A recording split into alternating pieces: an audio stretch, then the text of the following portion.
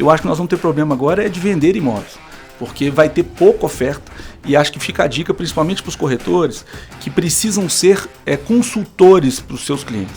Quando a gente correlaciona cliente com idade e corretor, o match é perfeito sempre entre 4 e 5 anos de diferença, que é exatamente o que você está trazendo. Se o corretor não se atualiza nessa capacidade de dialogar com gerações diferentes, você vai ter um match perfeito com a sua geração. E você tem mais chance, mais propensão de sucesso aí. Virando a Chave, o podcast que impulsiona a comunidade de corretores. Fala, gente! Sejam bem-vindos novamente ao Virando a Chave, nosso podcast feito para você, corretor de imóveis, trazendo muita informação, muito conhecimento. E hoje uma visita super ilustre aqui, Eduardo Luiz, com mais de 30 anos de atuação no mercado, fundou há 9 anos a EPAR e é um apaixonado pelo mercado imobiliário. Cara, seja bem-vindo. Prazer imenso, viu, Thiago? Primeiro pela oportunidade, segundo por saber que tem alguém capitaneando algo que o mercado tanto precisa, que é informar os corretores. Que nada, cara. Nós estamos aqui para tentar deixar alguma coisa bacana para essa turma. E você só vem para agregar aqui hoje. Eu já vou começar, aqui a gente já começa a pinga-fogo direto. Mercado de lançamentos e o que você está vendo? Você é um cara super influente, super atuante em todo o mercado imobiliário do Brasil inteiro. Me conta um pouco o que você está vendo de tendências para 2024, de lançamento, no mercado de aluguel também. Eu sei que você está bastante metido no mercado de aluguel. Como você está lendo o mercado em 2024? Eu acho que a gente tem que fazer uma separação, né? Acho que a pandemia ela foi um movimento crucial para a gente entender um pouco o tipo de imóvel que o consumidor às vezes tinha desejo, mas que não sabia que isso era uma latência. Acho que mudou um pouco o perfil das necessidades, porque antigamente a casa era um local para você dormir e hoje a casa é um lugar para você estar. Isso é uma coisa que ficou, as incorporadoras já entenderam isso claramente, estão fazendo as tipologias de uma forma diferente do que era no passado, mas eu acredito que o mercado, principalmente para 2024, ele é muito promissor, porque eu acho que nunca antes na história houve os fatores todos se alinhando, os planetas estão se alinhando para que, de fato, esse momento agora de 24 seja um momento muito promissor para imóveis de lançamento e para o mercado imobiliário de uma maneira geral. E aí, entrando um pouco nesse detalhe que é legal e eu super concordo, que fatores são esses que você está lendo até para dar um pouco mais de subsídio para a nossa turma que está nos ouvindo? Perfeito. Eu acho que a gente tem uma decisão de governo que vai, de fato, fazer um programa social de habitação. Então, ele já sinalizou isso não só com as verbas, mas também com as mudanças de faixas do que a gente tem no programa Minha Casa Minha Vida. Então, você tinha uma base de pessoas que tinham até um determinado salário mínimo, que tinham acesso a isso. Essa régua subiu, então, ou seja, o bolo cresceu, então mais pessoas vão ganhar esse subsídio, vão ter acesso a esse subsídio. Você tem agora o FGTS Futuro, que é uma coisa que, muito legal, né? que o governo está lançando aí para poder fazer. A gente tinha uma relação, ou ainda tem, ou poderemos ter uma relação de crédito em relação a crédito imobiliário, mas já tem caminhos aí que estão sendo traçados. Ontem, inclusive, nós estamos gravando agora no final de março. Isso. Então, tem aí um movimento para que os próprios agentes financeiros possam vender os créditos imobiliários que têm, para que o mercado possa girar e poder pegar esses créditos e fomentar de novo o mercado. E eu acho que tem um critério que é muito objetivo. O Brasil tem cerca de 10% da relação de crédito por PIB. Isso, para quem não sabe, gente, é nada. A gente não tem hoje um movimento de crédito imobiliário no Brasil. O que a gente tem de fomento de crédito imobiliário hoje é incipiente. Se a gente for comparar Estados Unidos com quase 44%, Alemanha, Canadá, que são todos superiores a isso, nós estamos ainda engateando quando o assunto é crédito. E o que eu falo muito é o seguinte, o mercado imobiliário ele não tem crise. Exatamente. Sabe por que o mercado imobiliário não tem crise? Porque a gente tem cerca de 1 milhão de casamentos por ano. É isso aí. Média, bateu 970 o ano passado. Eu acabei de escutar saiu hoje uma informação do IBGE. Isso. Minas, por exemplo, nós estamos gravando aqui em Minas, acabou de crescer novamente. Exatamente. Então, você tem uma relação que déficit habitacional, cerca de 6 milhões histórico. Exatamente. Só quando a gente estratifica acima de 3 salários mínimos, a gente vai falar de próximo de 700 mil moradias. Perfeito. Acima de 3 salários mínimos, 700 mil moradias. Nós temos 1 milhão de entrantes novos, que são os casamentos, que quem casa que é casa. Só que quem descasa também vai querer casa, porque 89% dos casamentos são feitos no regime de comunhão parcial de bens. Perfeito. E nós tivemos cerca de 420 mil divórcios no ano passado. Então, se você soma 1 milhão de entrantes, mais 420 mil divórcios, você tem, independentemente do déficit habitacional, que é de 6 milhões de moradia, ou de 700 mil acima de quem ganha de 3 salários mínimos, você tem 1 milhão e 400 mil pessoas todos os anos. Entre os que casam e os descasam. Querendo imóvel. É isso aí. E aí, se a gente vai entender quantos lançamentos foram feitos no ano passado, para quem não sabe, foram cerca de 293 mil, de acordo com a CEBIC. É isso aí. Então, ou seja, 293 mil imóveis foram colocados disponibilizados. Nós temos 1 milhão e 400 entrantes. Ainda tem um déficit grande para ser fechado, né? Então, a gente não vive crise do mercado imobiliário. Eu falo muito que o mercado imobiliário está refém um pouco dessa relação de crédito, ou do acesso a crédito. Então, toda vez que a gente tem uma dificuldade no crédito, é o que a gente chama hoje de crise do mercado imobiliário. Porque a gente precisa de pessoas que moram, mas elas não têm acesso à moradia por conta do crédito. E quando a gente olha, acho que você foi perfeito nos comentários, e acho que só agregando um mais, a taxa Selic vem caindo, né? E ela é um indicativo antecedente dessa redução da taxa de crédito que vem por aí. Ontem, casualmente, eu estava dando uma olhada como está a nossa TR. A TR chegou a bater 2,1, 2,2, 12 meses para trás. Ela já está em 1,64. E se a gente chegar a 8,5, mais ou menos, de Selic, a gente está dizendo uma TR de 0 novamente. Então, gente, tem muita coisa bacana acontecendo para potencializar o mercado imobiliário. Pegando um gancho no que você está falando, 65% dos potenciais compradores colocam como fator preponderante para tomar essa decisão a taxa Selic. É isso aí. Então, ou seja, 65% dos potenciais compradores esperam uma definição da taxa Selic mais baixa para poder ir à compra e fazer o seu financiamento. Isso é muito bacana. Quer dizer, tem uma e outra, acho que ela não é só para 2024. Eu perguntei para você que é 2024.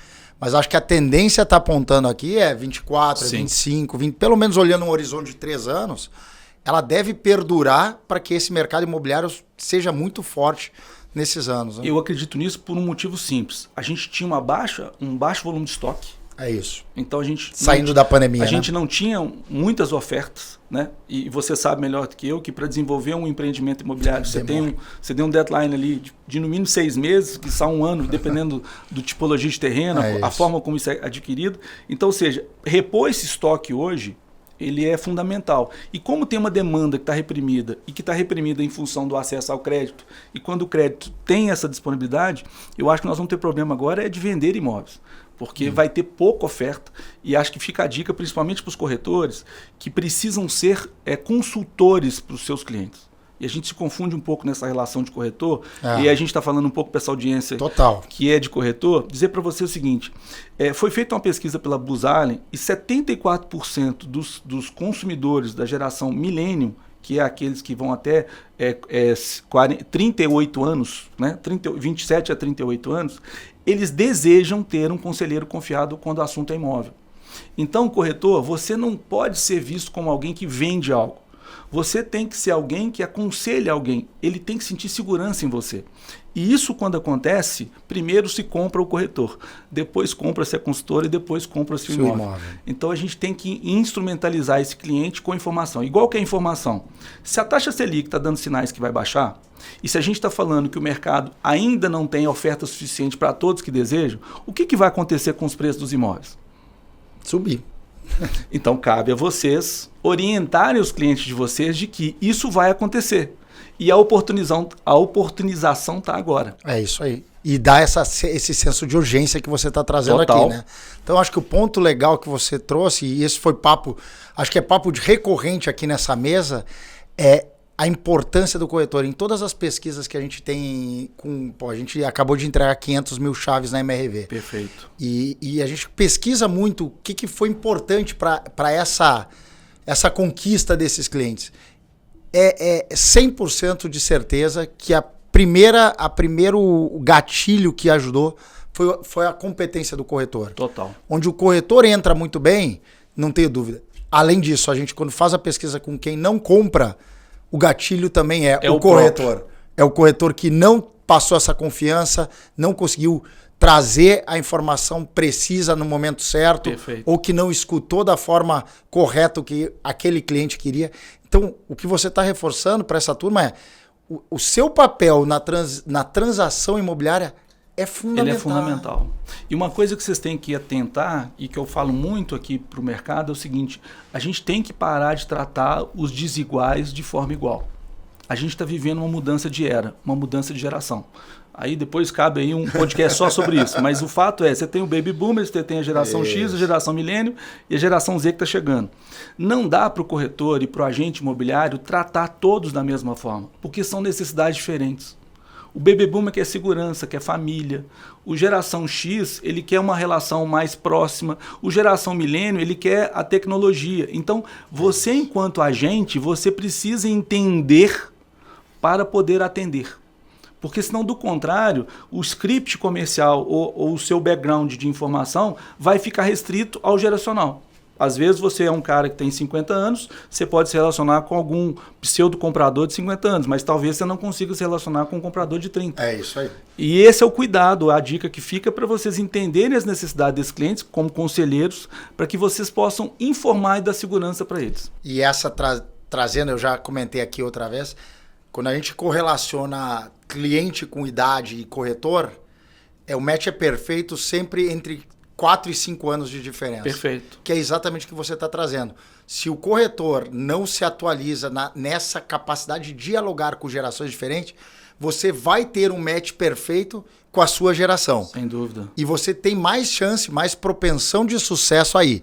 Então isso é bom. Você já sabe onde é que está mais ou menos o seu território. Perfeito. Agora você restringe o seu trabalho. Isso. Então o que a gente está dizendo para a turma aqui é... primeiro ponto, seja muito bom em relacionar com a sua geração. Perfeito. Isso já é um bom caminho. Isso vamos chamar o básico. É o básico. Tem que ser o básico. Agora, para você que quer fazer muito negócio, extrapole, vai entender a geração diferente da sua e o que demanda, qual é a motivação que lidera uma decisão de compra desse cliente. Né? Principalmente quando a gente está falando de compra de imóvel, que existe uma diferença do comprador de imóvel para o locatário, ou para aquele que busca o imóvel na locação. Sim. Então, o comprador de imóvel, você tem próximo de 55% de mulheres. 45% homens. Desse total de 100% homens e mulheres, 65% são casados. Desses 65%, 62% têm 2 filhos. É isso. Então, poxa, se eu sei que é mulher, homem, é casado, na grande maioria tem 2 filhos, qual que é o tipo de moradia que essa pessoa, em tese, vai buscar? Não é um apartamento de possivelmente 2 quartos, pode ser um apartamento de 3 quartos, tem 2 filhos. Então você precisa entender essa vocação, do que é a necessidade que está demandando, para você instrumentalizar através daquilo que a incorporadora, do projeto em si, pede para que você se oriente em relação a ele e possa devolver isso como informação, não como venda. Exatamente. E aí o ponto sempre vem aquele desafio, o corretor sempre traz, e não cabe no bolso. Como é que eu saio dessa enrascada? Porque muitas vezes o corretor está mais preocupado com o tamanho da capacidade financeira do que o cliente está precisando. Perfeito. Como é que esse meandro se desarma? Porque pode ser que não caiba no que você está vendo, mas muitas vezes a poupança do cliente é muito maior. A gente brinca bastante, a gente sempre quando roda no interior de São Paulo, tem muitos loteamentos de casa. Sim. E são loteamentos abertos, 1.000 casas, 2.000 casas de diversas construtoras. O impressionante que acontece nesse loteamento é que a renda para comprar a casa é muito baixa, porque é uma casa bem acessível, com preço médio bem dentro da capacidade econômica. No dia seguinte da entrega, as casas viram uma mansão. Sim. Ela tem portão, ela vira muro, ela cresce de andar, ela tem um jardim diferente. De onde saiu aquele dinheiro? E isso é muito bacana, porque se o corretor não estiver atento nessa capacidade de entender, você está oferecendo talvez o produto errado. Você falou tudo, Thiago, porque vamos lá. Vamos de novo na informação. Se você, enquanto corretor, que está instrumentalizando, que precisa ser consultivo, não fizer uma boa anamnese...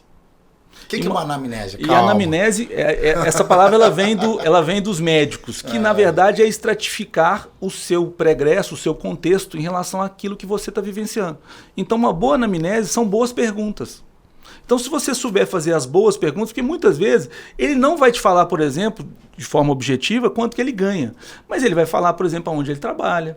Ele vai falar, por exemplo, da onde ele veio, se a esposa trabalha. Então você mentalmente, poxa... fator agregado 1, ele trabalha numa empresa cujo salário deve estar próximo disso. A esposa junta aqui com o salário para a gente poder fazer o crédito. Então, vocês vão percebendo que existe aí perguntas que, ao serem feitas, respondem um pouco do que o Thiago falou. E você melhora essa relação com o comprador, porque na hora que você desenha uma estruturação financeira condizente, é meio caminho andado para ele te dar o pedido, para ele comprar o imóvel, porque o desejo ele já tem. Falta a viabilidade financeira. E se você é um agente viabilizador disso, inclusive tem uma pesquisa que fala o seguinte, o proprietário ou o pretenso comprador, ele olha o imóvel sozinho, ele escolhe aonde que ele vai morar sozinho, mas a relação burocrática ele não consegue fazer, ele precisa de alguém. É isso aí. E normalmente, às vezes, o que o corretor faz? Ele entrega de bandeja para o correspondente bancário. O correspondente bancário, gente, é alguém que vai ver número papel.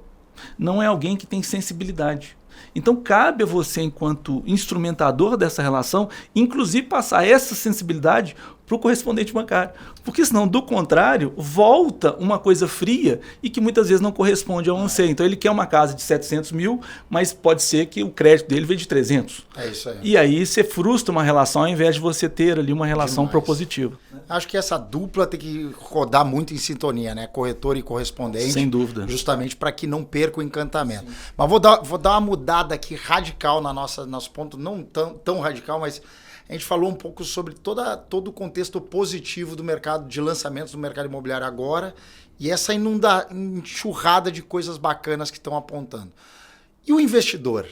Porque lá no meio da pandemia, a gente viu muito investidor vindo, mas também muita gente querendo a casa, foi o que você trouxe. Não é mais um lugar para dormir, é um lugar para estar. Mas o investidor meio que se afugentou um pouco, foi para a bolsa, botou mais em renda fixa.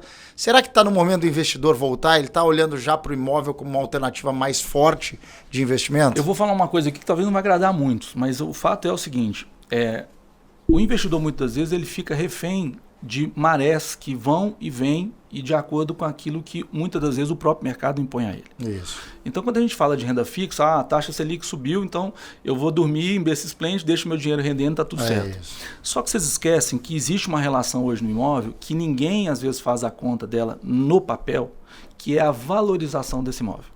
É o que você falou há pouco. Esse cara compra um imóvel, às vezes, na planta, por um determinado valor. Esse imóvel, dependendo da situação, dependendo da tipologia, ele tende a valorizar sim. E, historicamente, a gente tem uma valorização do imóvel até 13 anos depois dele lançado. E depois que a gente tem um decréscimo ali de desvalorização, né? Não é de mais valorização. Então, se vocês não colocarem isso no papel, a conta muito possivelmente para o investidor não vai fechar. 90% dos compradores são para moradia, 10% são para investimento. Isso. E por que a gente tem essa falta de investidor, vamos chamar institucional? Eu acho que é muito focado em função da participação do custo. Então, ele pegar a primeira onda. Uhum. Não dá para você falar de um investidor que vai pegar um produto que já foi lançado e que está com preço na prateleira. É isso. Aí fica realmente... porque a taxa de oportunização dele já aconteceu. Uhum. Então, eu acredito muito que o investidor, se ele pudesse diversificar, alocar o perfil dele de imóvel, ainda que na valorização para venda, ele não precisa alugar. Esse que é o ponto. É isso aí. Ele não precisa alugar o imóvel. Porque o alugar o imóvel, dependendo da situação, não dá uma rentabilidade tanto quanto a renda fixa. Mas ele consegue sim fazer uma venda, vamos chamar assim, interessante enquanto taxa de remuneração, num curto espaço de tempo.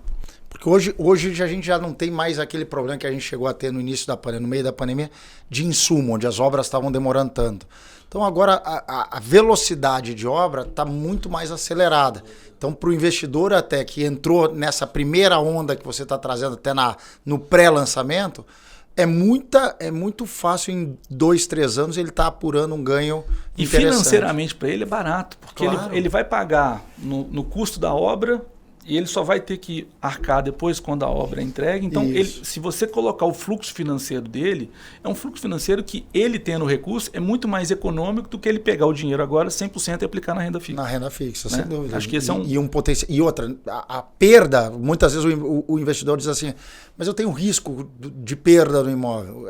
É impossível. Isso hoje é quase que impensável. A gente vive num país que não tem terremoto, que não tem intempéries. E a desvalorização não está acontecendo. Muito antes, pelo contrário. contrário. Muito antes pelo contrário. Então é muito mais seguro até para o próprio investidor. Dependendo da tipologia que ele compra e dependendo do local que ele compra, isso é quase que uma ciência exata. Exatamente. Então não tem muito erro.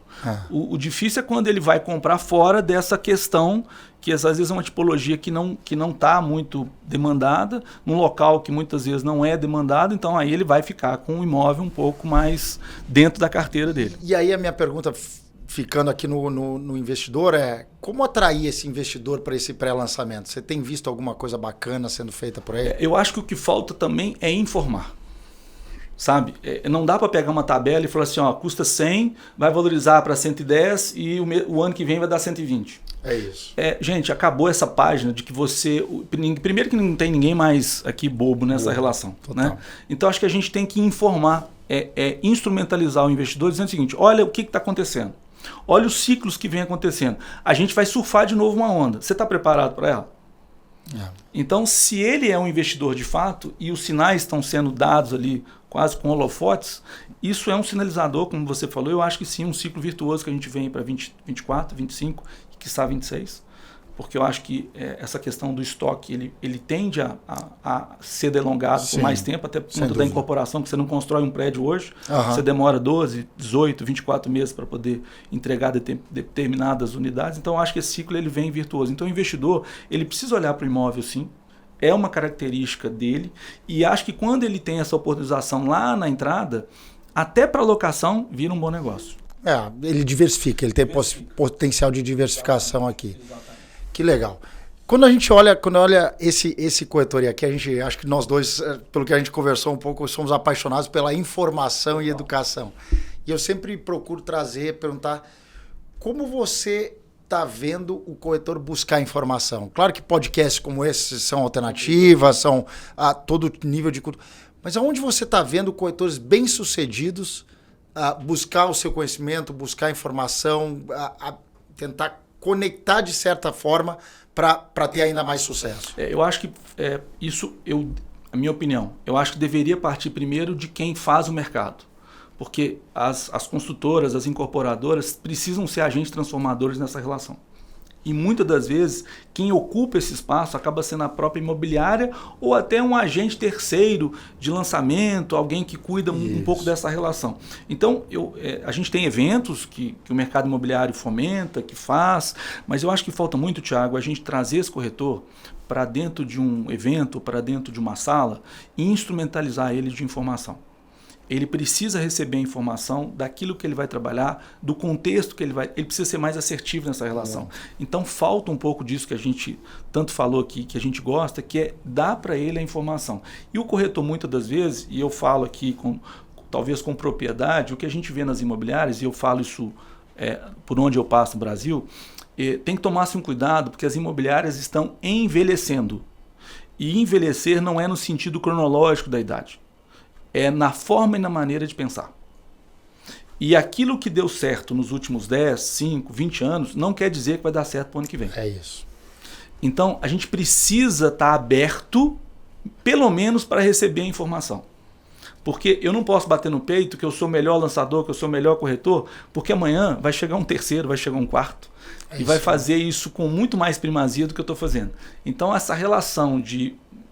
Posso até falar humildade, mas na relação de sentar um pouco na cadeira e de fato receber a informação. Eu acho que esse podcast ele contribui demais, acho que é um dos poucos que eu já vi que estão focados no nicho do corretor, mas eu acho também que a gente precisa fazer um movimento, principalmente com as incorporadoras, de instrumentalizar e, de fato, valorizar a função do corretor. É isso. Eu acho que o corretor, disse isso aqui em off para o Thiago, eu acho que o corretor não sabe a força que tem. E se ele soubesse a força que ele tem, talvez ele não estaria, muitas das vezes, no lugar onde ele está. Então a gente precisa, de fato, valorizar esse corretor, ele precisa entender qual que é o papel dele dentro desse cenário. E o que a gente vê muito é o protagonismo do corretor. Quando o corretor ele assume o papel de dono da sua carreira, porque no final ele é um profissional autônomo. Em todo lugar, ele na imobiliária, na incorporadora, no mercado, ele é autônomo. E se ele assume um protagonismo da sua carreira, como ele vai desenhar, ou o que ele vai se especializar, com quem ele vai conectar, quem são os clientes potenciais que ele quer, ele tem muito impacto. Muito impacto. E a mesma coisa vale para a imobiliária. Eu vejo imobiliárias, se você estava trazendo, você estava pensando, tem muita imobiliária que ainda tem essa visão antiga do extrativismo, e tem imobiliária que está revolucionando. Qual que vai ficar? A pergunta para a turma aqui, qual imobiliária vai prosperar por mais? Porque ninguém tem uma imobiliária e tem muito dono de imobiliária, muito gestor de imobiliária que nos assiste. Ninguém está aqui pensando no hoje e no amanhã. Ou pelo menos não deveria. Perfeito. Pelo investimento que coloca, pela intensidade que pode fazer, pelo resultado que gera. Se não estiver pensando em 5, 10 anos, é muito diferente. Então eu vejo teve um parceiro nosso do Nordeste que ligou esses dias. Tiago, dá para você me ajudar no desenvolvimento dos corretores? Eu digo, agora. Perfeito. Onde eu posso te ajudar, porque não importa se está trabalhando para mim ou não. O mais importante se tiver uma matéria-prima boa, né? E a cabeça do empreendedor. Sim. É pensar no desenvolvimento daquele cara, como fazer, como prosperar, porque esse corretor lá na imobiliária ou em qualquer outro lugar, ele vai tá movendo o mercado. É o ser humano, a gente precisa preparar melhor o ser humano. Então, isso. Uma coisa que só fica na deixa, para quem está nos assistindo depois pode entrar, na segunda-feira, agora nós estamos gravando a última semana de março, tem um portal imobiliário, uma imobiliária da China que lançou ação na Bolsa de Nova York. Que legal. Bem que só 224 bilhões de reais é a valorização da empresa.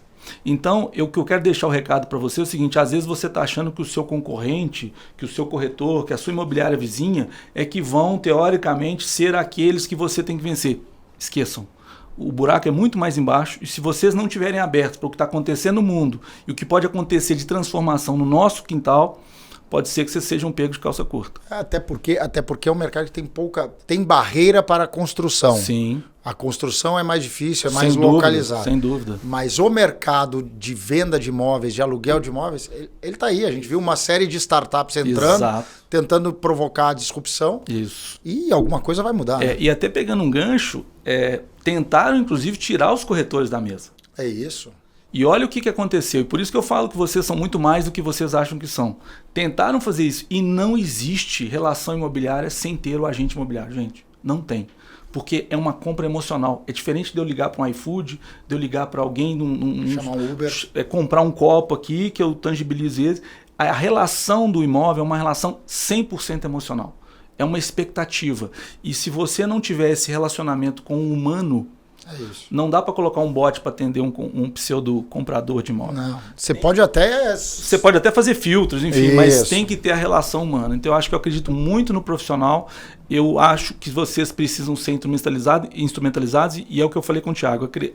Agradeço muito a oportunidade porque são esses materiais, são esses conteúdos que vão fazer com que você se provoque a pensar ou a se questionar se de fato o que está sendo dito ou o que está sendo trazido aqui podem valer a pena para vocês. Que legal, Edu. Cara, super obrigado. Dia sensacional. Deixa eu fazer um resumo aqui, porque a gente falou de tanta coisa. Edu trouxe aqui o impacto das mudanças positivas, né? Do taxa Selic, do pequeno impacto que é o crédito imobiliário dentro do Brasil, que tem uma oportunidade gigante. Absurda. Gigante. Minha Casa Minha Vida... no melhor momento histórico. Acho que nunca antes nessa história toda vai acontecer o que vai acontecer a partir desse ano. Exatamente. A gente tá até preocupado se vai ter o dinheiro do FGTS para tanto imóvel. E o governo está dizendo que sim, porque é uma plataforma importante do segmento econômico. Mas o mais importante, tudo isso está trazendo muito trabalho para esse corretor que souber aproveitar. E o investidor imobiliário, que é um cara...